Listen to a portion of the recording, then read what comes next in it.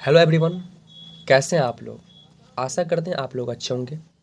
दोस्तों, आज हम आप लोग को इस वीडियो में जीव विज्ञान की शाखाएं, इंग्लिश में बोले तो ब्रांचेज ऑफ बायोलॉजी, इस चैप्टर से रिलेटेड जितने भी इम्पोर्टेंट फैक्ट्स हैं हम आपको सारे के सारे बताएंगे।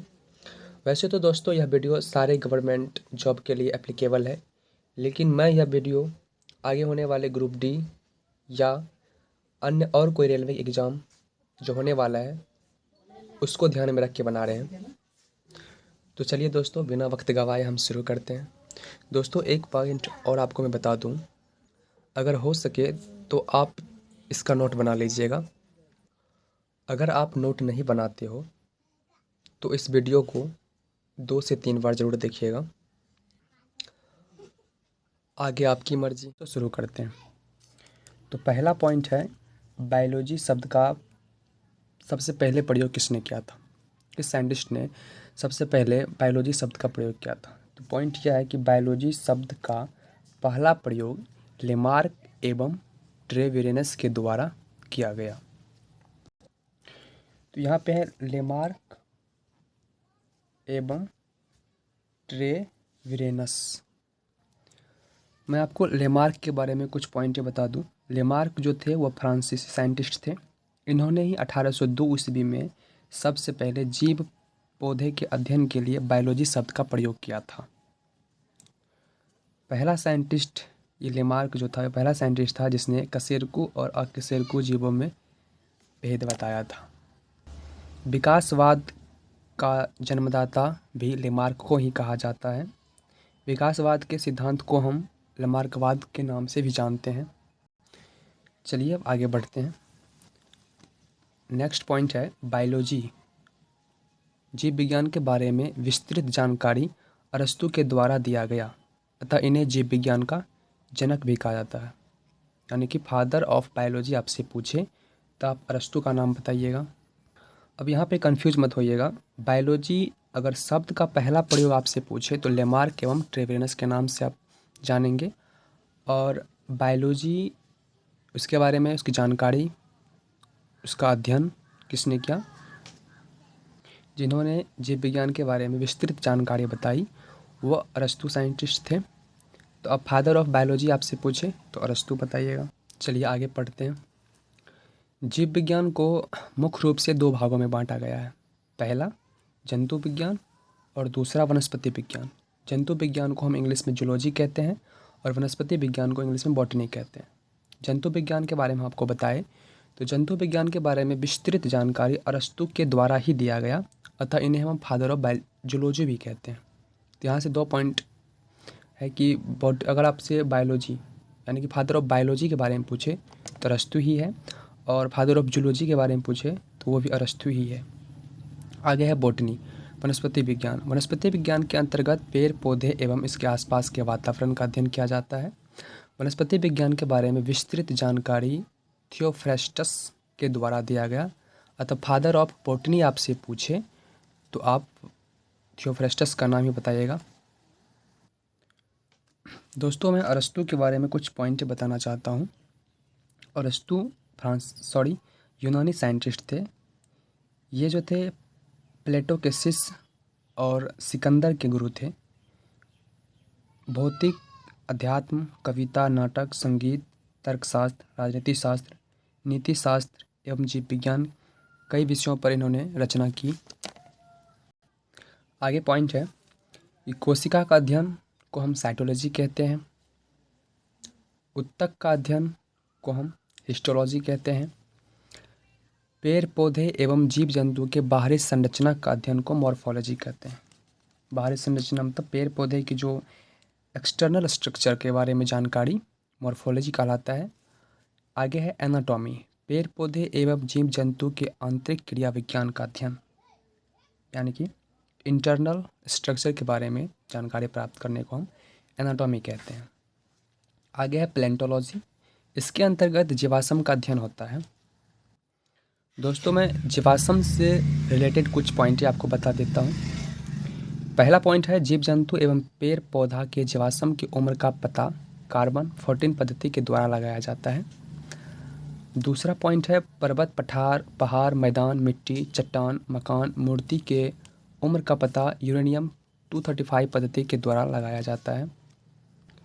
नेक्स्ट पॉइंट है जीवित पेड़ पौधे के उम्र का पता उसके वार्षिक वलय एनुअल रिंग गिनकर लगाया जाता है, जिसे हम डेंड्रोक्राइनोलॉजी के अंतर्गत करते हैं। आगे पॉइंट है जीव जंतु के उम्र का पता या अध्ययन जेनेटोलॉजी के अंतर्गत किया जाता है। इतने सारे थे जीवाश्म से रिलेटेड कुछ इंपॉर्टेंट पॉइंट जो एग्ज़ाम में पूछे जाते हैं। तो नेक्स्ट पॉइंट है इसमें आनुवांशिक पदार्थ का अध्ययन किया जाता है, जेनेटिक्स। इसमें आनुवांशिक पदार्थ का अध्ययन किया जाता है। आनुवांशिक का जनक, फादर ऑफ जेनेटिक्स के बारे में पूछे तो ग्रेगर जॉन मेंडल को माना जाता है। ग्रेगर जॉन मेंडल जो थे वह मोराविया देश के थे। तो अब जेनेटिक्स के बारे में आपसे पूछे तो हम जेनेटिक्स के से रिलेटेड कुछ पॉइंट आपको बता देते हैं। ग्रेगर जॉन मेंडल के बारे में पहले जान लीजिए। मेंडल जो थे, मेंडल ने अपने प्रयोग के लिए मटर का पौधा का प्रयोग किया था। शायद आप 10th में पढ़े होंगे। मेंडल ने अपने प्रयोग के लिए मटर के पौधा का प्रयोग किया था। आगे है आधुनिक आनुवांशिक का जनक आपसे पूछे, सिर्फ आनुवांशिक का जनक पूछे यानी कि फादर ऑफ जेनेटिक्स के बारे में पूछे तो आप ग्रेगर जॉन मेंडल को मतलब इसका आंसर बताइएगा। अगर आपसे आधुनिक मॉडर्न जेनेटिक्स के बारे में पूछे तो आप TH मॉर्गन के बारे में बताइएगा। इन्होंने अपना प्रयोग फल मक्खी फ्रूट फ्लाई ड्रोसोफिला पर किया था।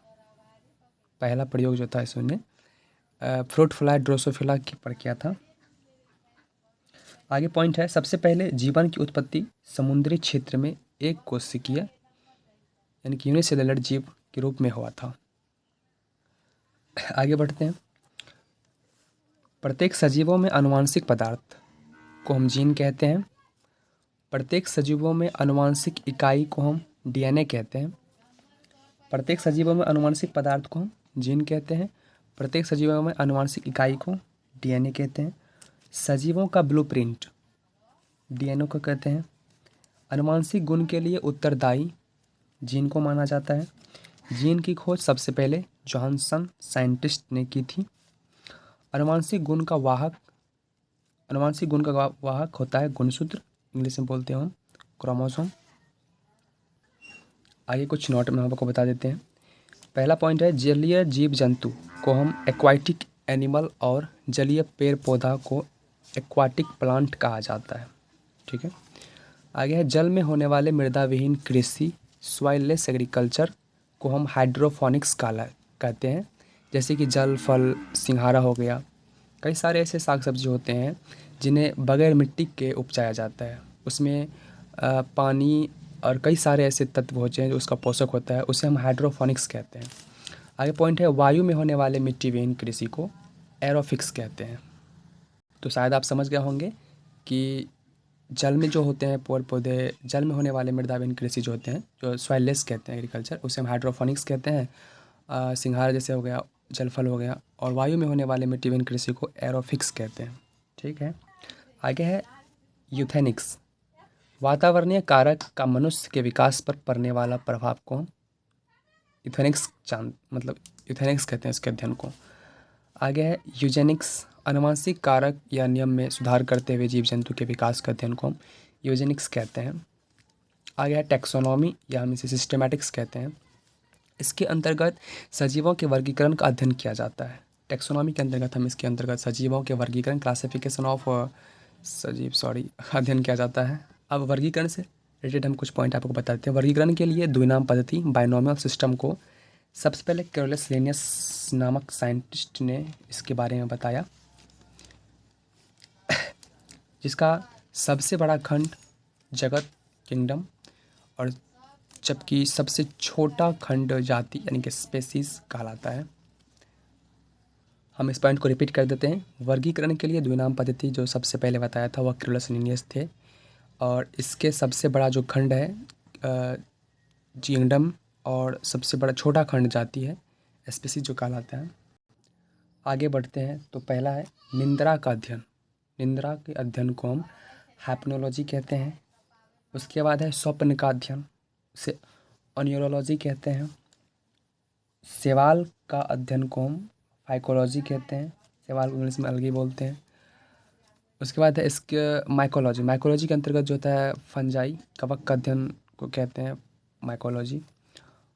उसके बाद है एंटोमोलॉजी, इसके अंतर्गत कीट इंसेक्ट का अध्ययन किया जाता है। इससे कुछ जुड़े नोट के बारे में बता देते हैं हम आपको। सभी सजीवों में सबसे बड़ा वर्ग कीट वर्ग ही है, जबकि सबसे बड़ा संघ फाइलम ऑर्थोपोडा है। सबसे बड़ा वर्ग पूछे तो कीट वर्ग है, इंसेक्ट, और सबसे बड़ा संघ फाइलम पूछे तो ऑर्थोपोडा है। आगे है एर्कोनोलॉजी, इसके अंतर्गत मकड़ियों यानी कि स्पाइडर का अध्ययन किया जाता है। उसके बाद है मैरमोकोलॉजी, इसके अंतर्गत चींटी का अध्ययन किया जाता है। नोट में चींटी के डंक में पाया जाता है, जिसके कारण फॉर्मिक एसिड लहर देती है। तो फॉर्मिक एसिड चींटी के डंक में पाया जाता है, जिसके कारण काटने पर लहर देती है। उसके बाद है ऑर्निथोलॉजी, इसमें पक्षी का अध्ययन को हम ऑर्निथोलॉजी कहते हैं। सरीसृप यानी कि रेप्टिकल का अध्ययन सेरेनोलॉजी कहलाता है। स्तनधारी का अध्ययन मैनेमोलॉजी कहलाता है। हृदय का अध्ययन को कार्डियोलॉजी कहते हैं। हड्डी का अध्ययन को हम ऑस्टियोलॉजी कहते हैं। उसके बाद है उपास्थि, कार्टिलेज का अध्ययन कॉन्ड्रोलॉजी कहते हैं। मांसपेशी के अध्ययन को सार्कोलॉजी कहते हैं। तंत्रिका का अध्ययन को न्यूरोलॉजी कहते हैं। और किडनी का अध्ययन को हम नेफ्रोलॉजी कहते हैं। तंत्रिका, तंत्र की इकाई को न्यूरॉन कहते हैं। किडनी की इकाई को नेफ्रॉन कहते हैं। लंग की इकाई को एल्वुलाई कहते हैं। उसके बाद है खून या रक्त का अध्ययन को हम हेमेटोलॉजी कहते हैं। उसके बाद है बहिस्रावी ग्रंथि या नलयुक्त ग्रंथि को हम एक्सोक्राइनोलॉजी कहते हैं। कैंसर के अध्ययन को ऑन्कोलॉजी कहते हैं। कैंसर से जुड़े कुछ नोट हम आपको बताते हैं। कैंसर रोग हमारे शरीर में अनियंत्रित कोशिका विभाजन के द्वारा होता है। यह एक असंक्रामक रोग है, अर्थात जिसको होता है वहीं तक सीमित ही रहता है। आगे कैंसर के इलाज के लिए कोबाल्ट 60 का प्रयोग किया जाता है। कैंसर के इलाज के लिए कोबाल्ट 60 का प्रयोग किया जाता है। और आगे कैंसर के इलाज के लिए विधि अपनाई जाती है, उसे हम क्रोमोथेरेपी कहते हैं। क्रोमोथेरेपी के मतलब कहते हैं, इस इलाज की विधि को हम क्रोमोथेरेपी कहते हैं। आगे है ओलॉजी, अंडा का अध्ययन को हम ओलॉजी कहते हैं। उसके बाद है कान का अध्ययन को ओटोलॉजी कहते हैं। दांत का अध्ययन को हम ओडोंटोलॉजी कहते हैं। कान, नाक और गला से संबंधित रोग का अध्ययन और ओटोरिनोलॉजी कहते हैं। गंध या सुगंध या दुर्गंध का अध्ययन, गंध, सुगंध या दुर्गंध के अध्ययन को ऑल्फैक्टोलॉजी कहते हैं। उसके बाद है त्वचा का अध्ययन, त्वचा के अध्ययन को हम डर्मेटोलॉजी कहते हैं। उसके बाद त्वचा जो होते हैं हमारे शरीर का सबसे बड़ा भाग है, सबसे बड़ा अंग है। उसके बाद है जीव जंतु पर पड़ने वाले विभिन्न प्रकार के विकिरण के प्रभाव का अध्ययन को हम एक्सोनोबायोलॉजी कहते हैं। उसके बाद है समुद्री जीव जंतु एवं पेड़ पौधा के अध्ययन को मैरीकल्चर कहते हैं। ओके। उसके बाद है मत्स्य उत्पादन का अध्ययन को हम पीसी कल्चर कहते हैं। उसके बाद है मधुमक्खी पालन के अध्ययन को हम एपीकल्चर कहते हैं। आगे है अंगूर उत्पादन के अध्ययन को हम विटीकल्चर कहते हैं। आगे है साग सब्जी का अध्ययन को हम ऑलेरीकल्चर कहते हैं। विशेष प्रकार के पौधे का संवर्धन एवं विकास का अध्ययन को हम एर्बोरिकल्चर कहते हैं।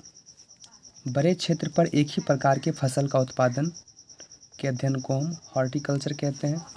केंचुआ का पालन को हम वर्मीकल्चर कहते हैं। और इससे रिलेटेड हम कुछ पॉइंट आपको बता देते हैं। जैविक उर्वरक यानी कि वर्मी कंपोस्ट जो भी होते हैं बायो फर्टिलाइज़र की प्राप्ति के लिए केंचुआ का पालन किया जाता है।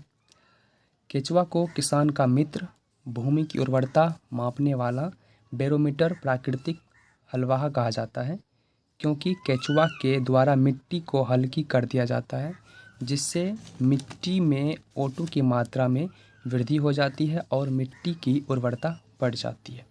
इस पॉइंट को मैं एक बार और रिपीट कर देता हूँ। केचुआ को किसान का मित्र भी कहा जाता है और भूमि की उर्वरता मापने वाला बैरोमीटर, प्राकृतिक हलवाहा भी कहा जाता है, क्योंकि केचुआ के द्वारा मिट्टी को हल्की कर दिया जाता है, जिससे मिट्टी में O2 की मात्रा में वृद्धि हो जाती है और मिट्टी का उर्वरता काफ़ी बढ़ जाता है।